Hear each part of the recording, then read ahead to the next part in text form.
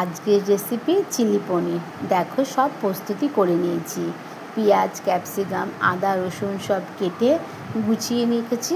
আর এখানে পনিরের মধ্যে কর্নফ্লাওয়ার, রেড চিলি পাউডার আর নুন দিয়ে পনিরটাকে ভালো করে মাখিয়ে নিলাম। এবার এটাকে একটুখানি রাখবো, তারপর গরম তেলের মধ্যে পনিরটাকে ভেজে নিলাম লাল লাল করে, ঝাল ঝাল করে। কত সুন্দর লাগছে দেখতে, তাই না?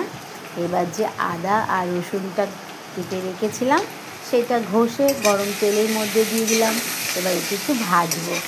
ততক্ষণে পেঁয়াজ আর ক্যাপসিকামটা এবার ভাজা হয়ে গেছে। পেঁয়াজ ক্যাপসিকামটা দেখো তেলের মধ্যে ছেড়ে দিলাম। এবার এটা একটু ভাজতে দেবো। ভাজা হওয়ার পরে একটু নুন দিলাম।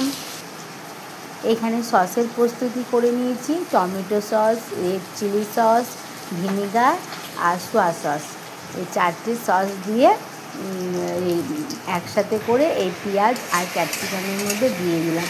এবার একটু গ্যাসটা কমিয়ে নিলাম। কমিয়ে নিয়ে এদিকে আবার একটুখানি লিকুইড করে নেব, কর্নফ্লাওয়ারটাকে গুলিয়ে নেব। গ্যাসটা কমিয়ে রাখলাম, ওদিকে কর্নফ্লাওয়ার গুলিয়ে নিচ্ছি। কর্নফ্লাওয়ারটা লাস্টে লাগবে তো, তাই জন্য এই যে দেখো কর্নফ্লাওয়ারটা গুলিয়ে নিলাম। এবার এটাকে রেখে দিই।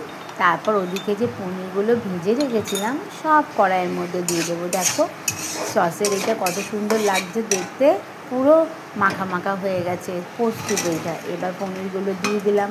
পনিরগুলো দেওয়ার পরে পুরো ভালো করে মাখিয়ে নেব, যাতে পনিরের ভিতরে সসগুলো ভালো করে যায়।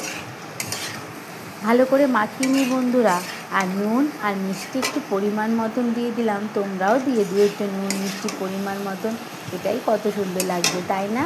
এবার যে জলটা গুলিয়ে রেখেছিলাম, কর্নফ্লাওয়ারের জলটা দিয়ে দিলাম। এই ঘনত্বটা তোমরা পরিমাণ মতন বুঝে দিও, আমিও পরিমাণ মতন বুঝে দিলাম। নুন মিষ্টিও দিয়েছি। কেমন লাগছে দেখতে কমেন্ট বক্সে এসে অবশ্যই জানিও। আমি তো আজকে নতুন করলাম, তাই তোমাদের সাথে একটু ভিডিওটা শেয়ার করলাম। আজকে একটু লং ভিডিও দিলাম। অনেক ভালোবাসা রইল আমার সকল ইউটিউব বন্ধুদের।